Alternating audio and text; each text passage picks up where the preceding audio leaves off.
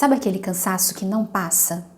Você dorme, tenta descansar, fica sem fazer nada, mas mesmo assim parece que continua carregando um peso por dentro, como se o corpo até parasse, mas a mente nunca desligasse. E aos poucos, coisas simples começam a ficar difíceis. Responder mensagem vira esforço, conversas exigem energia, até estar perto de pessoas que você gosta começa a ser cansativo.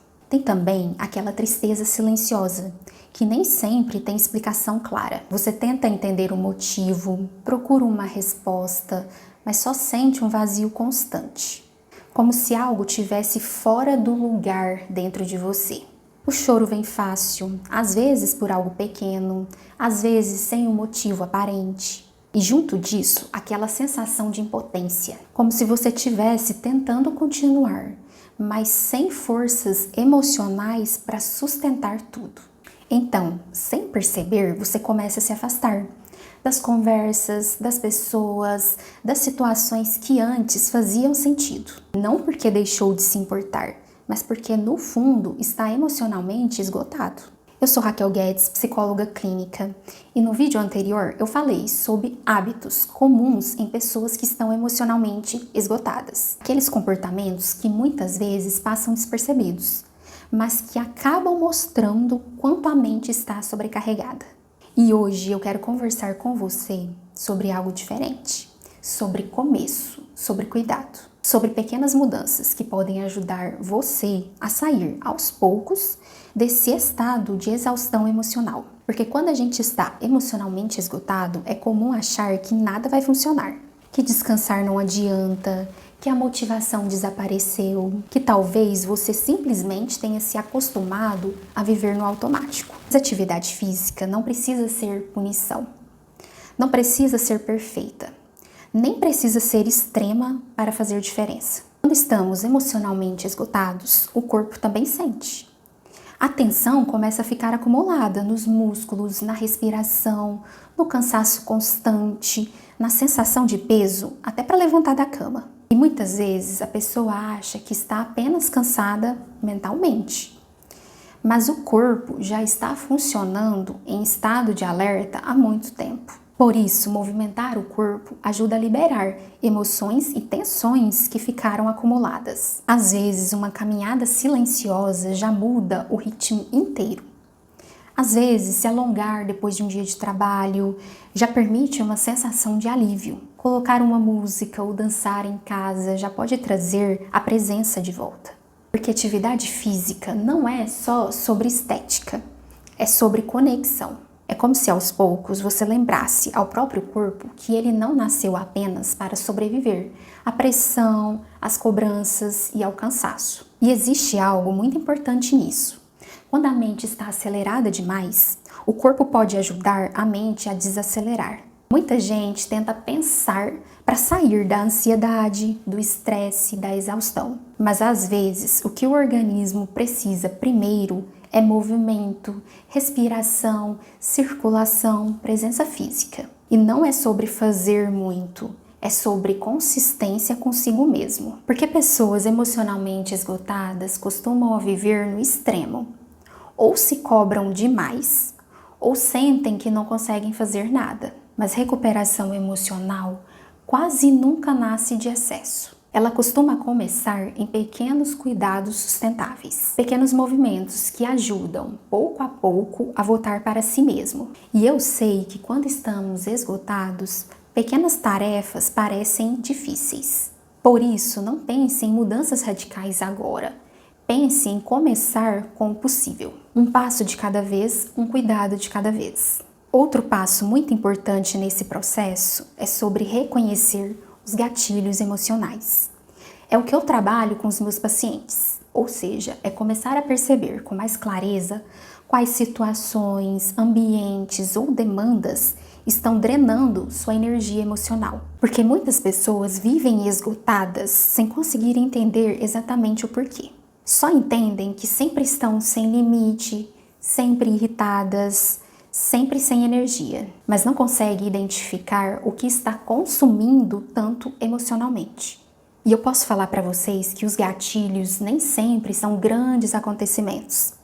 Às vezes, são pequenas situações repetidas todos os dias. Uma conversa que te deixa ansioso, um ambiente onde você sente que sempre precisa estar se provando, relações em que você vive tentando agradar para evitar conflitos, cobranças constantes, excesso de responsabilidade, a sensação de nunca conseguir descansar sem culpa. Com o tempo, o corpo começa a responder a esses estímulos como se estivesse em alerta contínuo. E muitas pessoas se acostumam tanto com isso que passam a achar normal viver tensas, cansadas e emocionalmente sobrecarregadas o tempo todo. Por isso, identificar gatilhos não é procurar culpados, é desenvolver consciência.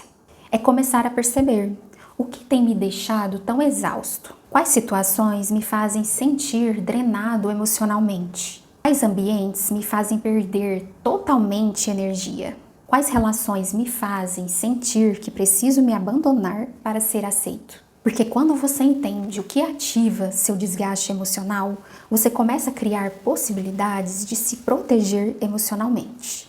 E isso não significa fugir de tudo que é difícil.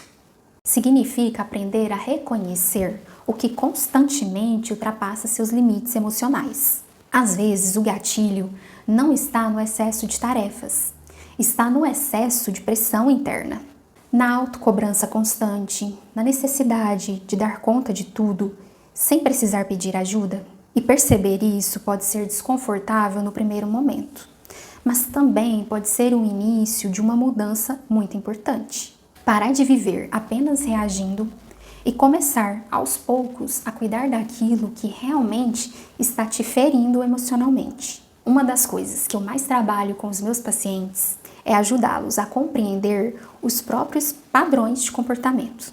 Porque muitas vezes a pessoa passa tanto tempo tentando dar conta de tudo, tentando ser forte o tempo inteiro, que nem percebe o quanto aprendeu a ignorar os próprios sinais de sofrimento.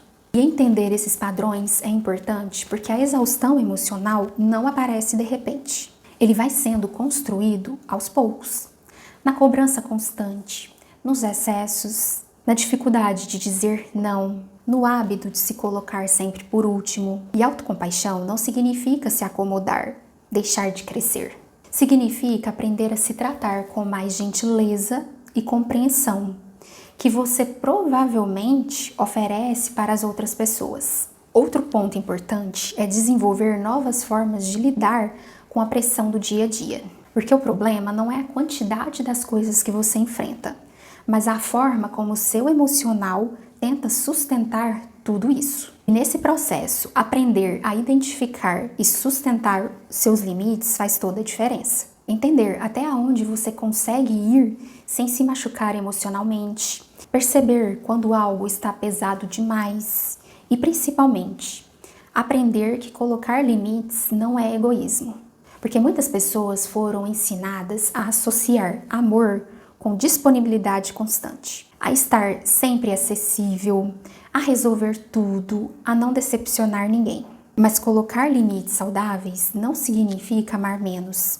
Significa aprender que você precisa existir dentro das relações. Às vezes, colocar limites não é responder imediatamente, é dizer hoje eu não consigo, é parar de carregar responsabilidades que não são suas. É entender que cuidar de si não é abandonar o outro.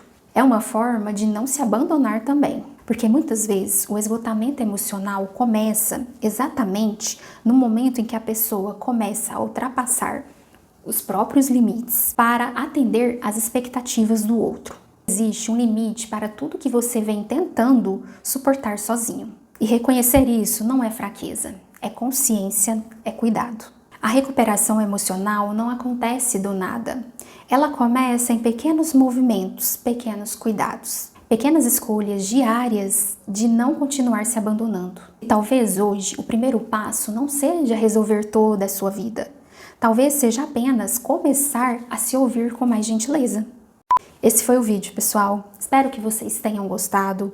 Se você gostou, deixe seu like, se inscreva no canal e até o próximo.